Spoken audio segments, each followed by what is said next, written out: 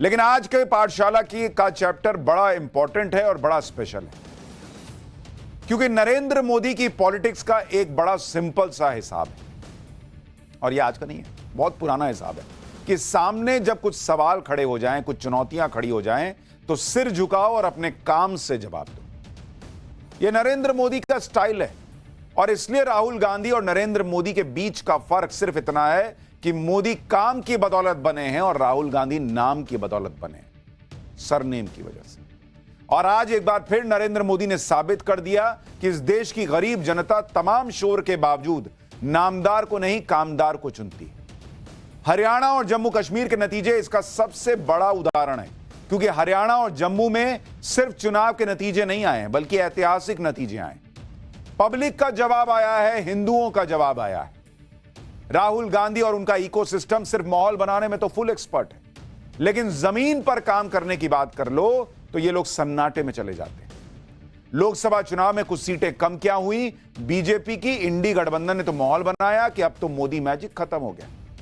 नरेंद्र मोदी कमजोर हो गए, उनका जलवा नहीं रहा, मोदी का चेहरा जो है वो उतर गया है, उनके कंधे झुक गए हैं। आपको याद है ना राहुल गांधी कैसा बोलते थे कि मैंने मोदी की हवा निकाल दी।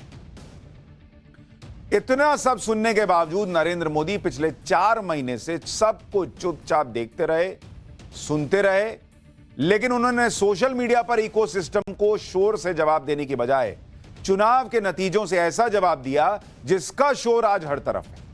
और यही मोदी और संघ का स्टाइल ऑफ फंक्शनिंग है, काम ज्यादा, शोर कम। और इसलिए आज राहुल गांधी और कांग्रेस को हरियाणा की जनता ने नरेंद्र मोदी की तरफ से जवाब दिया।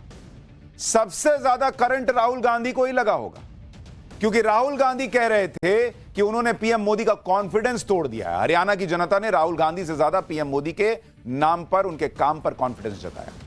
राहुल गांधी कह रहे थे कि उन्होंने पीएम मोदी के कंधे झुका दिए। हरियाणा की जनता ने बता दिया कि कंधे और मुंह लटकाने का टाइम तो कांग्रेस और राहुल गांधी का है। राहुल गांधी कह रहे थे कि हरियाणा में कांग्रेस की आंधी आ रही है। हरियाणा की जनता ने कांग्रेस की आंधी को आधी सीट भी नहीं दी, आंधी तो बहुत दूर की बात। मोदी मैजिक क्या होता है, यह बात हरियाणा के नतीजों ने बता दिया, क्योंकि हरियाणा वो राज्य है जहां पीएम मोदी जब 2014 में आए सत्ता में, तो विधानसभा चुनाव में पहली जीत हरियाणा में ही मिली थी। आज जब 2024 चल रहा है और जब नरेंद्र मोदी ने हरियाणा में फिर बड़ी जीत दिलाई है, 2014 में बीजेपी को हरियाणा में 47 सीटें मिली थी और पहली बार हरियाणा में बीजेपी की सरकार बनी थी। तब 10 साल बाद 2024 में बीजेपी को 48 सीटें मिली और तीसरी बार सरकार बनाई है बीजेपी ने वहां।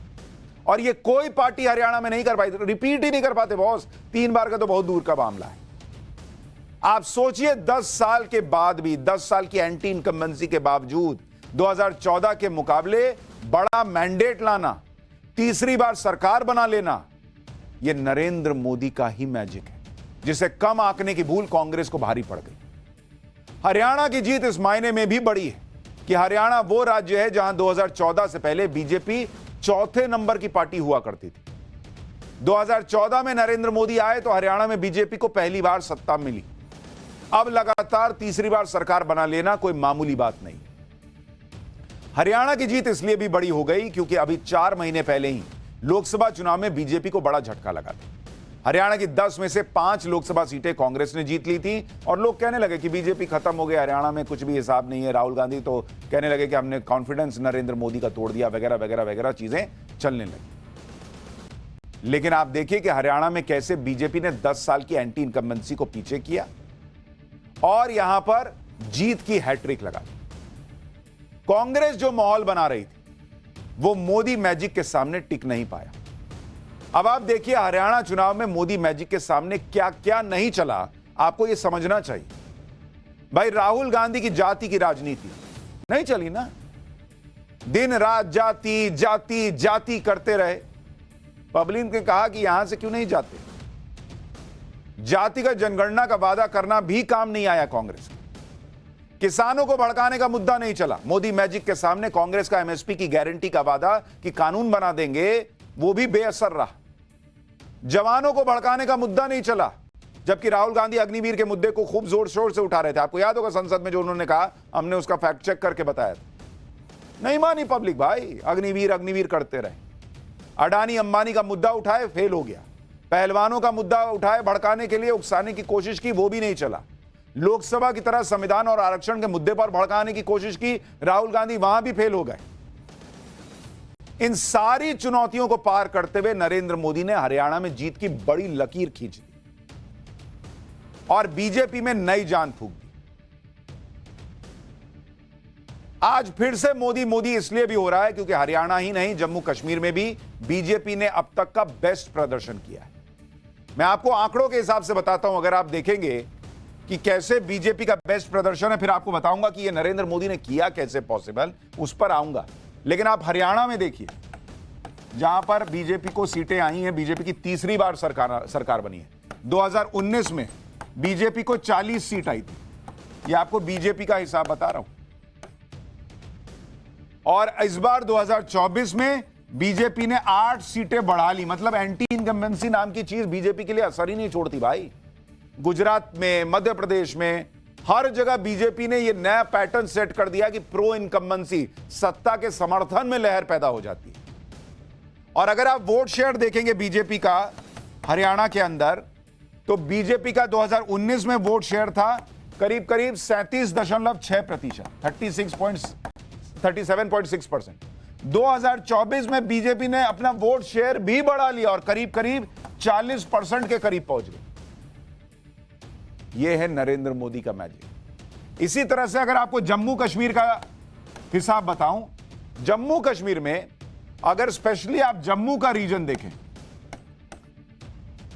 जम्मू में बीजेपी ने 2014 में 25 सीट हासिल की थी और 2019 में बीजेपी को यहां पर 29 सीट मिली थी। 2024 में, ये 2024, क्योंकि 2019 में तो चुनाव हुआ नहीं, तो बीजेपी ने अपना वहां भी ट्रैक रिकॉर्ड ठीक कर लिया। और अगर इसी तरह से आप वोट शेयर देखिएगा, वोट प्रतिशत, तो 2014 में बीजेपी का वोट शेयर जम्मू रीजन में 23% था और 2024 में, और ये ओवरऑल आपको बता रहा हूं, ये बढ़कर जो है वो 25.64% हो गया। ये आपको पूरे जम्मू कश्मीर का बता रहा हूं। तो बीजेपी ने वहां भी गेन किया। जम्मू कश्मीर में जो दूसरी पार्टियों का वोट शेयर है, जैसे नेशनल कॉन्फ्रेंस, उसकी सरकार जरूर बन रही है, लेकिन उसका वोट प्रतिशत बीजेपी से कम है। बीजेपी 25% के पास है, नेशनल कॉन्फ्रेंस 23.43, और कांग्रेस तो 12% पार नहीं कर पाई बॉस। यह कांग्रेस का हाल हुआ है। हरियाणा में सरकार नहीं बनी और वहां जम्मू कश्मीर में कांग्रेस को बीजेपी से आधी से भी कम वोट शेयर पर संतोष करना पड़ा। यह रिजल्ट एक दिन में नहीं आया, इसके पीछे मेहनत और रणनीति है, इसके पीछे नरेंद्र मोदी का दिमाग है। क्योंकि अगर आप देखेंगे, नरेंद्र मोदी ने हरियाणा में इस बार ज्यादा चुनावी रैली नहीं की, सिर्फ 4 रैलियां की, लेकिन ग्राउंड वर्क पर ज्यादा जोर दिया। चुनाव से 6 महीने पहले हरियाणा का सीएम बदल दिया। मनोहर लाल खट्टर की जगह नायब सैनी को नया सीएम बना दिया गया। हरियाणा के लिए बीजेपी की ऐसी टीम बनाई जो चुपचाप जमीनी स्तर पर काम करती रही। कांग्रेस के बनाए माहौल के उलट बूथ मैनेजमेंट पर काम हुआ। इस बात का ध्यान रखा गया कि हरियाणा के जिस इलाके में जो नेता ज्यादा प्रभावी है, उसे उसी के इलाके में पूरा जोर लगाने के लिए कहा गया। कांग्रेस ने जाट वोटों पर पूरा जोर लगाया। बीजेपी ने स्थानीय मुद्दों को फोकस करते हुए गैर जाट वोटों का साथ लिया। यह नरेंद्र मोदी का बड़ा कमबैक भी है, क्योंकि 2024 के लोकसभा चुनाव में बीजेपी अकेले अपने दम पर बहुमत नहीं ला पाई थी। लोकसभा चुनाव में झटका इसलिए लगा था कि पार्टी और वोटर ओवर कॉन्फिडेंट हो गए थे, ऐसा माना गया। पीएम मोदी के नाम पर वोट डालने वालों को लग रहा था कि बीजेपी हर हाल में जीतेगी। इसी सोच की वजह से वोटर और नेता आराम से बैठ गए और चुनाव जीता हुआ मान लिया। लेकिन जिस तरह से झटका लोकसभा चुनाव में लगा, उससे कोर वोटर सक्रिय हुआ। कोर वोटर को लगा कि अगर वो सक्रिय नहीं होंगे तो फिर विरोधियों के हाथ में सत्ता चली जाएगी। इसके अलावा नेता भी इस बार किसी हवाबाजी में नहीं फंसे, चुपचाप अपना काम करते रहे। हरियाणा में मोटिवेटेड वोटर्स, ग्राउंड पर चुपचाप नेताओं का काम और अच्छा इलेक्शन मैनेजमेंट, ये सब कुछ मिलाकर बीजेपी ने इम्पॉसिबल को पॉसिबल किया हरियाणा। इसी का नतीजा है कि हरियाणा में पिछली बार से भी ज्यादा सीटें बीजेपी लेकर आई। और यही नहीं, लोकसभा चुनाव में हरियाणा में जो झटका लगा था, उसके 4 महीने के अंदर ही जबरदस्त कमबैक हो गया।